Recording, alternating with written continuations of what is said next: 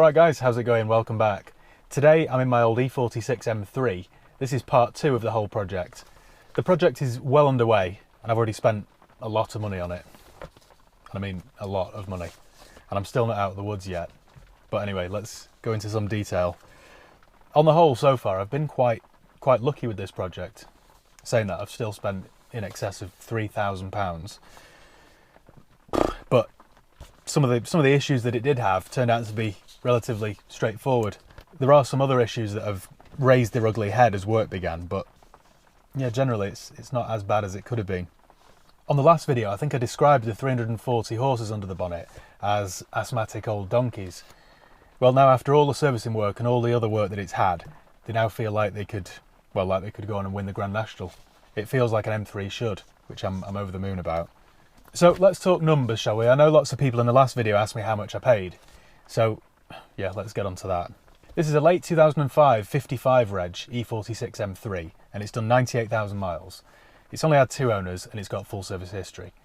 So although it did need some work, it was quite a good base to begin with. It also had some decent optional extras. It came with a factory hardtop, which was a £1,500 optional extra. It came with 19-inch alloys, sat-nav, heated seats. So all these extras I thought would pump the value up, perhaps £1,000 or £1,500. The book price, or the trade-in price for this car when I bought it, was £9,800, which is double what I thought it would be worth. Looking at it, without doing any research, I thought it was a £5,000 car. But yeah, if you go and do a bit of research, they are fetching a pretty strong money.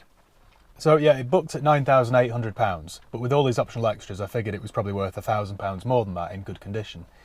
But it wasn't in good condition. As I mentioned in the previous video, the engine light was on, it was due a service, there were loads of little bits that needed doing.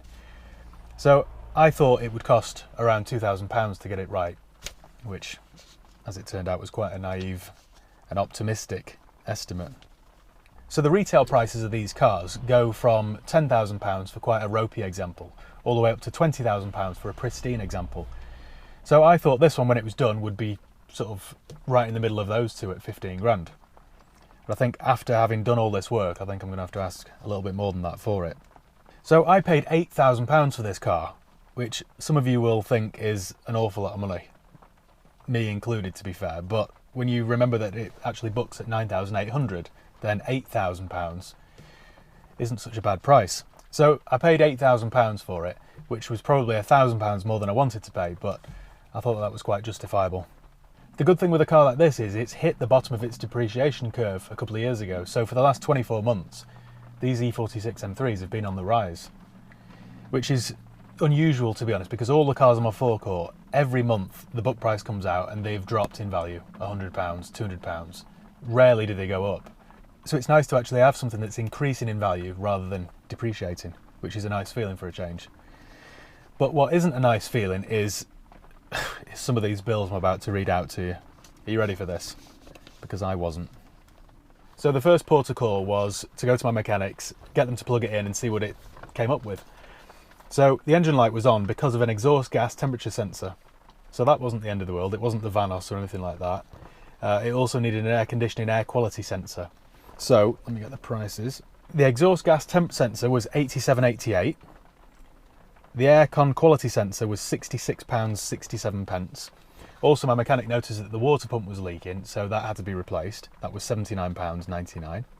Now, do you remember in the last video, every time I tried to put the power down, the traction warning light would come on, and it really wouldn't propel me forward? Well, that wasn't actually anything too serious. It turned out to be a ABS wheel speed sensor, and it also needed a drive shaft reluctor ring. My mechanic said it was quite difficult to find just the reluctor ring on its own because they're usually sold as part of a new drive shaft, but luckily he found just the ring for £26.49, so that was replaced. It also needed a new thermostat and auxiliary belts because they were worn. The thermostat was £53.34 and the drive belts were £16 each. The coolant return hose was brittle and that snapped when they took it off. That was £45.41. He also said that the air filter was old and clogged, so that needed a new one. That was just £9. It also needed 2 new door mirrors, the mirror glass, because, as I mentioned in the previous video, they were all corroded and looked a bit ugly. They were £38.51 each, which I didn't think was too bad, actually. Anyway, the air conditioning didn't work. Luckily that just needed a recharge, and that was 40 quid. So that brought my total, in the first round of this restoration project, to £1,236.98. So that's part one. After that, I took it to Darren Wood, who's a BMW specialist in Bredbury, for a service. Because this car's got full BMW and BMW specialist history, I wanted to keep that up. So I thought I'd take it to Darren. I've used them loads of times before, they're excellent. They do have a long waiting list, but it's worth it because there's nothing they don't know about BMWs. So they did a full service, or an inspection 2 as they call it. Now, they told me that BMW would have charged me about £1,200 for that job, and they did it for £654. So for that inspection 2 service, they did a full engine service. They changed all the filters, spark plugs, differential oil. They also did an SMG gearbox service, which I can't tell you how much that service has transformed that box. Before, every time I would drive it, bear in mind I'd never driven an SMG before, it was hard work, it was painful actually. Around town it didn't really know which gear to put it in. Even when you use the paddles, it was still slow to respond. And now, after having this service, it's like a different car. I'm actually quite a fan of the SMG now, because it's quite easy to live with. So yeah, they did the SMG gearbox service. They also replaced the engine cam cover gaskets. Now, they did a health check on the car and gave me a list of things that needed to be done. Now, surprisingly, there was nothing too serious, so it did seem that I bought a decent one after all. The brake pipes were corroded, so I went back to my first mechanics and had those replaced. Now, that was quite a big job because they had to drop a lot of components from underneath just to get access to the brake pipes. So yeah, the full exhaust system had to come out along with a whole host of other bits and pieces. So I haven't actually paid that bill yet. I meant to pay it yesterday and totally forgot. But anyway, that was around 400 quid. And it also needed a rear parking sensor because one of those had failed. So that was £90 plus fitting.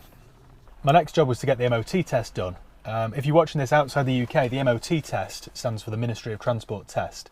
And it's just a yearly roadworthiness test that every car has to have once it reaches 3 years of age.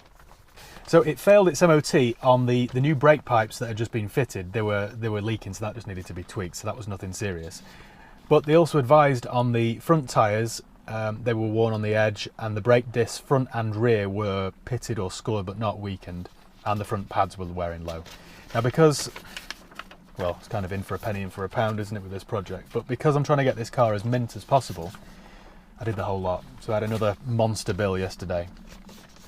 So the front brake discs cost £270 for the pair. The brake pads on the front were £32 for the pair. The rear brake discs were £245 for the pair, and the pads were £29. Now when you actually see the discs, they're like a work of art, so I understand why they were so expensive. It needed brake wear wires, they were 21 quid, then it needed tracking. The two front tyres I put on some good quality Michelins because I didn't want to put on some no brand Lansales or Evergreen, because this is an M3 after all. So yeah, so they cost £260 for the pair. It also needed a new mirror switch because the powerfold mirrors didn't fold in before, and now they do. And how cool do they look when they're up? Anyway, it needed a new mirror switch, and that was £47.96. What else? The cost of the MOT, that was £36 plus labour plus whatever else. So that was £1,252.82. But now I've got a 12-month MOT with no advisory items and a clean bill of health. Oh, they also adjusted the driver's door handle. It was really stiff before and I thought it was going to snap, and they managed to just grease it all up and got it working freely. So now that works smoothly. So just to give you a run in total, I'm now £3,642 into this car, and I still haven't had the paintwork, the badges or the sat-nav repaired.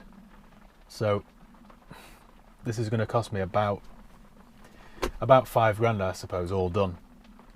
So I'm hoping if it's all done and dusted and it owes me 13 or 13 and a half, I should still get 15 or 16 for it, I hope. So the next job for next week, I need to get the sat-nav display fixed or replaced. Then I need to get the diamond cut wheels refurbed, and I need to get the paintwork done. So yeah, I've still got plenty to do. I'm really sorry about the delay, but as you can see, I've had to take this to 3 different places for work. which has taken like a week in each place. So yeah, sorry for the delay. The next one should come much quicker. So thank you once again for watching. Make sure you give the video a thumbs up if you enjoyed it. Leave any questions or comments below and I'll do my best to get back to you. So yeah, cheers guys. I'll see you next time.